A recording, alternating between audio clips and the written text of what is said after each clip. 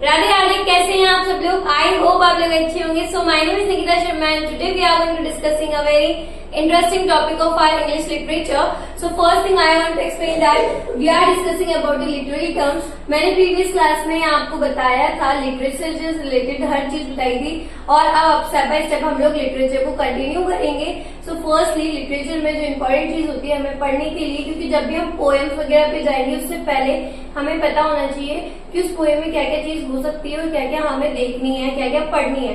उसके लिए सबसे पहले हमें लिटरेरी टर्म्स को पढ़ना जरूरी है ताकि आपको क्लियरेंस मिल जाए according to your topic. Okay, so firstly literary terms जो होती है वो किस किस से बनी हुई होती है या उसे क्या क्या बोला जाता है. उन्हें लिटरेरी टर्म्स को बोला जाता है डिवाइस, टेक्निक्स, स्टाइल्स और फॉर्मेट. ये बोला जाता है. किसको बोला जाता है? लिटरेरी टर्म्स को हम लोग इंडिकेट करते हैं ये सब बोलकर. ठीक है, अभी एक और चीज मैं बता दूं, इसको यूज कौन करता है. ठीक है, अब हर कोई तो जाके यूज करने से मैं यूज करूं आप यूज करो ऐसे तो हो नहीं सकता ना. प्रॉपरली से यूज करने वाले कौन है? राइटर और ऑथर्स राइटर्स ये ही क्या करते हैं, लिटरेरी टर्म्स को अपने अपने जो भी फील्ड वर्क होता है उसमें यूज में लेते हैं. ठीक है, use in his literary work, जो भी वो काम कर रहे हैं रिलेटेड टू लिटरेरी वो इस चीज को यूज करते हैं. ठीक है, अभी देखो इसका पर्पस क्या है. राइटर और ऑथर के लिए होता है ये. ठीक है, मास्टरफुल होता है मतलब कि इसमें क्या मास्टरी होती है, मतलब आपको हर एक चीज एक्सप्लेन करके हर चीज के बारे में पता होता है और वो उसको डेवलप करे या रिप्रेजेंट करे उसे बोला जाता है. ठीक है, अगर give stand to this subject, जो सब्जेक्ट है. ठीक है, जब तक आप उस चैप्टर को देखो, अभी कोई टीचर है ठीक है, वो जब तक आपको चैप्टर नहीं पढ़ाएगी आपको उस चैप्टर के बारे में क्लियरेंस नहीं होगा. लेकिन जैसे उन्होंने पढ़ा दिया ना देन आपको पता चलेगा चैप्टर 2 में ये था ये था ये था ये हुआ था देन ये हुआ था देन ये हुआ था. तो मैम ने क्या कर दिया, उसको इंटरेस्टिंग बना दिया, इंप्रेशन बना दिया, उसमें एकदम ऐसे रिफ्लेक्शन डाल दिया, अट्रैक्शन डाल दिया कि आप उसको अच्छे से बता पा रहे हो. वही चीज होती है कि आप जब भी सब्जेक्ट की बात करेंगे तो उसमें वो अपनी ऐसी ऐसी चीजें डालेंगे जिसकी वजह से वो सब्जेक्ट और भी ज्यादा इंटरेस्टिंग हो जाएगा. जैसे अगर मैं बात करूं फॉर एन एग्जाम्पल क्लॉथ है. ठीक है, कपड़ा है. अभी कपड़ा एकदम सिंपल है लेकिन अगर उसी पे हम लोग है ना तारे लगा दे या फिर कोई कढ़ाई कर दे तो वो कपड़ा ना और ज्यादा इनहैंस हो जाएगा, वो ज्यादा अच्छा लगेगा. तो वही एग्जाम्पल मैं आपको बता रही हूँ कि जब तक अपन को इस चीज को पढ़ते हैं ना वो एकदम सिंपल होती है, लेकिन जब उसके बारे में अपन को पूरी स्टोरी पता चल जाती है तो उसके बाद में उसका एक रिफ्लेक्शन जो होता है वो बहुत अलग हो जाता है और बहुत इंटरेस्टिंग हो जाता है. ठीक है, इतनी बात समझ में आई कि लिटरेरी टर्म्स को हम लोग क्या बोलते हैं, इसको यूज कौन करता है और इसका पर्पस क्या है. अब कंटिन्यू में देख लेते हैं. ठीक है, अब देखो लिटरेरी टर्म्स जो होती है वो कितने टाइप में बनी होती है. ठीक है, अगर आप कोई पोएट्री पढ़ रहे हो कोई ऑथर के अकॉर्डिंग तो उसमें क्या क्या चीज आती है. फर्स्ट देखो हमारा जो लिटरेरी टर्म्स है उसमें क्या क्या इंक्लूड होता है वो मैं आपको बता देती हूँ. फर्स्ट है प्लॉट. ठीक है, सेकंड है शॉर्ट स्टोरी, देन है sonnet, then elegy, then simile, metaphor, rhymes, rhythm, alliteration, drama, tragedy, comedy, ऐसे. ओह मैम ये सब तो नहीं पता है, अब क्या करें. मैं हूं ना बताने के लिए, सिर्फ अभी इतना पता रखो कि जो लिटरेरी टर्म्स होती है उसमें ये सब कुछ इन्वॉल्व होता है. क्या क्या इन्वॉल्व होता है अगेन मैं एक बार रिपीट कर देती हूँ. Plot, short story, sonnets, elegy, simile, metaphor, rhyme, rhythm, alliteration, drama, tragedy, comedy and ऐसे. ठीक है, ये सब कुछ इन्वॉल्व होता है अगर हम लोग बात करें इसकी लिटरेरी टर्म्स की. अब एक एक को हम लोग इंडिविजुअली पढ़ेंगे ताकि आपको समझ में आ जाए कौन किससे इतना बिलोंग कर रहा है. ठीक है, अब देखो हमारा जो फर्स्ट लिटरेरी टर्म है वो है हमारा सोनेट. सोनेट में क्या होता है, एक लिरिकल पोएम होती है. ठीक है, 14 लाइन्स की होती है और 14 लाइन्स में इसमें जो लिखा जाता है वो होता है आयम्बिक पेंटामीटर. ठीक है, इसमें लिखी जाती है और ये 2 टाइप्स की होती है. कितने टाइप्स की होती है? 2 टाइप्स की होती है, Italian sonnet and English sonnets. Italian sonnets को हम लोग बोलते हैं पेट्राचल सोनेट. क्या बोला जाता है? पेट्राचल सोनेट. और अगर इंग्लिश सोनेट की मैं बात करूं तो इसे बोला जाता है शेक्सपियरियन सोनेट. क्या बोला जाएगा? Shakespearean sonnet. अगर बात करूं मैं पेट्राचल सोनेट की तो मैंने बोला अभी आपको थोड़ी देर पहले कि 14 लाइन्स की होती है तो इसमें 2 टाइप्स में लिखी जाती है. फर्स्ट है ऑक्टेव जिसको हम बोलते हैं 8 लाइन्स में लिखी जाएगी और सेस्टेट जो कि 6 लाइन्स में लिखी जाती है. ठीक है, ऑक्टेव मतलब 8 लाइन्स और सेस्टेट मतलब 6 लाइन्स और दोनों को अगर प्लस करेंगे तो हमारा कितना आएगा 14. इसलिए ये बोला जाता है कि ये कौन सी लाइन में कितनी लाइन्स में लिखी होती है, 14 लाइन्स में लिखी हुई होती है। इतनी बात समझ में आई। अगेन इसकी जो राइम स्कीम है वो है हमारी ABBA एंड CDE। ओके, और अगर सिंगल सोनेट की मैं बात करूं तो इसमें होता है AB BC CD EE। ठीक है, ये इसकी राइम स्कीम होती है। सोनेट जो होती है लिरिकल पोएम होती है, 14 लाइन्स की होती है। आयमिक पेंटामीटर में होती है। 2 टाइप से इसे बना जाता है, इटालियन और इंग्लिश सोनेट। इंग्लिश सोनेट को शेक्सपियरियन सोनेट बोलते हैं और हमारे इटालियन को पेट्राजन सोनेट बोला जाता है। और मैंने इसके राइम स्कीम्स भी मैं आपको बता दी, तो सोनेट का मतलब आपको समझ में आ गया। अभी नेक्स्ट पे चलते हैं।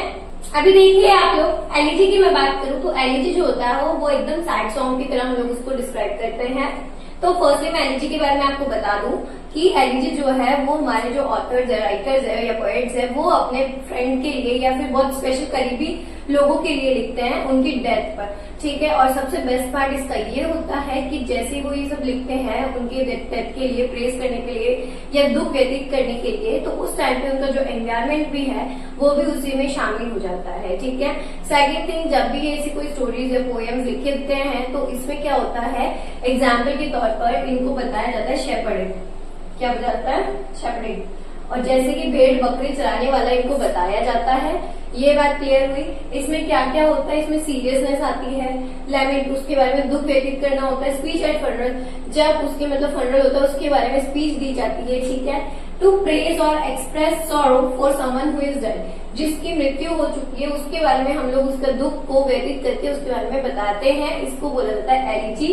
और एलिजी की एक और चीज में आपको कॉम्प्लिकेटेड लगती है वो मैं बता दूं आपको कि एलिजी दिखने में जितनी आसान लगती है उतनी ही कॉम्प्लिकेटेड होती है। इसको बिना टीचर्स के आप लोग नहीं समझ सकते हो, आपको टीचर की हेल्प लेनी ही पड़ेगी अगर आप एलिजी का कोई भी टॉपिक पढ़ रहे हो तो। ठीक है, और अगर मैं बात करूं एलिट्रेशन की, तो एलिट्रेशन होता है जैसे अनुप्रास अलंकार जो हम लोग हिंदी में पढ़ते हुए आए कि एक ही वर्ड की रिपीटिशन जो वर्ड्स होते हैं फर्स्ट वर्ड, तो अगर वो सेम है तो वो अनुप्रास अलंकार में चला जाता है। ठीक है, यही पढ़ते हुए आए। एग्जाम्पल अगर मैं बात करूं तो वो खड़क सिंह से खड़कती है खिड़कियां, तो वो वाला जो है उसमें ख जो है वो कितनी बार आता है। ठीक है, वैसे ही हमारे एलिट्रेशन में होता है कि the occurrence of the same consonant letter और sound, example same consonant letter और साउंड का बार बार रिपीटेशन होना ही क्या बोला जाएगा, रिपीटेशन होना ही एलिट्रेशन में जाता है। For example Priya bake beans, तो प्रिया बेक बीन्स में बी 2 बार आया तो ये जो है यही आपका एलिट्रेशन होता है। ठीक है, मैंने बात आपको समझा दी किसकी, एलिजी की भी और एलिट्रेशन की भी। अब हम लोग नेक्स्ट पे चलते हैं। देखो नेक्स्ट है हमारा सिमिली एंड मेटाफोर। सिमिली और मेटाफोर एकदम कंपैरिजन में सेम होते हैं, लेकिन कुछ छोटा सा डिफरेंस है वो आपको क्लियर कर देती हूँ। फर्स्टली जो हमारा सिमिली है उसे हम लोग उपमा कहकर के बुला लेते हैं। ठीक है, इसमें क्या हो जाता है, उपमा की जाती है, खाने वाला उपमा नहीं, जो उपमा होती है जिसके बारे में प्रशंसा होती है या फिर हम उसके बारे में रिप्रेजेंटेशन देते हैं उसकी बात मैं यहाँ कर रही हूँ। तो क्या होता है सिमिली में, comparison of one thing with another. इसमें क्या होता है, आप किसी और चीज को कंपेयर करते हो किसी और चीज से, तो उसको कंपैरिजन को हम लोग सिमिली में इंक्लूड करते हैं।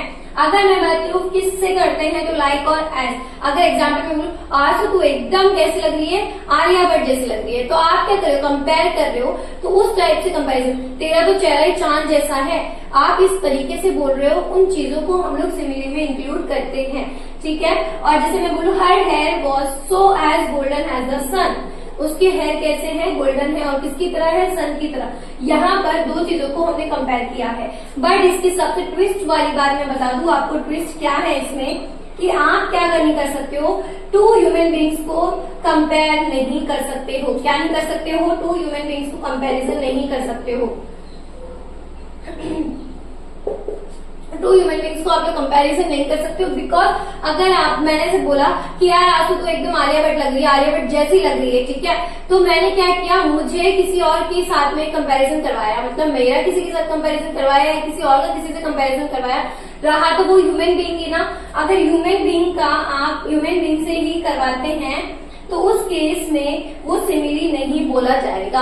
सिमिली में आप चीजों को कंपैरिजन करवाते हो, जैसे मैंने बोला तेरा चेहरा तो चांद जैसा है, तो उस चीज को आप कंपैरिजन में ले सकते हो, बट ह्यूमन बींग्स को आप लोग नहीं ले सकते हो।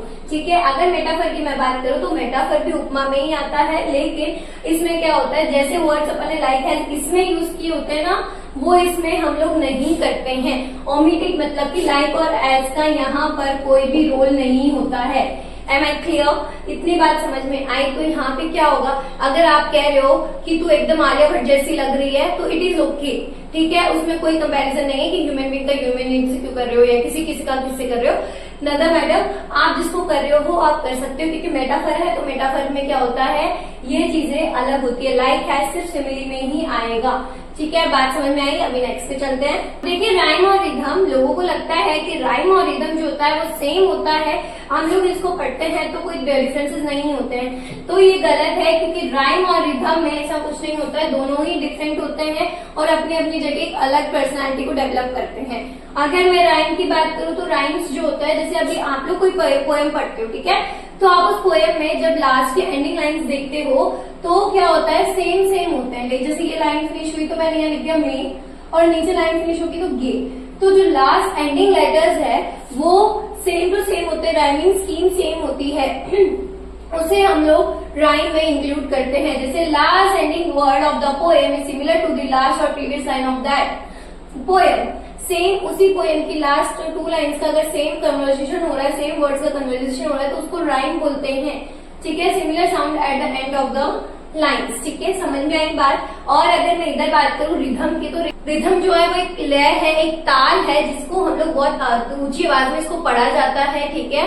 और सेकंड थिंग, एक सिंबल ग्रुप ऑफ वर्ड्स पे ही ये ज्यादा ध्यान देता है, ठीक है। बात यहाँ तक क्लियर हुई कि राइम क्या होता है, रिदम क्या होता है। अब कंफ्यूज मत होना कि राइम और रिदम क्या है, क्या ये दोनों सेम है या इनमें डिफरेंसेस है। मैंने आपको क्लियर बताया कि राइम जो है वो राइमिंग वर्ड से रिलेटेड करता है। जैसे आपकी बुक्स में आता है राइमिंग वर्ड्स, आप राइमिंग वर्ड्स फाइंड आउट करते हो ना, वैसे ही ये होता है लास्ट एंडिंग वर्ड को रिप्रेजेंट करना। लेकिन जो रिदम होता है वो सिर्फ ताल और लय होता है, जिसको आप एक ऊंची आवाज में बोल सकते हो और सिंपल वर्ड्स पर स्ट्रेस डाल सकते हो, ठीक है। स्ट्रेस इन द सेंस, अगर आप कोई बात बोल रहे हो, ठीक है, जैसे मैं कहूँ सारे गामा पा धा नी सा, ठीक है, तो आप एक एक वर्ड को क्या करोगे, स्ट्रेस डालोगे, बहुत ही ऊंची आवाज में उसको बोलने की कोशिश करोगे। जब आप किसी चीज को या पोएम को एक गाने की तरह, लय की तरह आप उसे गाएंगे तो आप जोर डालेंगे ना, उसे रिदम बोला जाता है, ठीक है। अभी नेक्स्ट पे चलते हैं।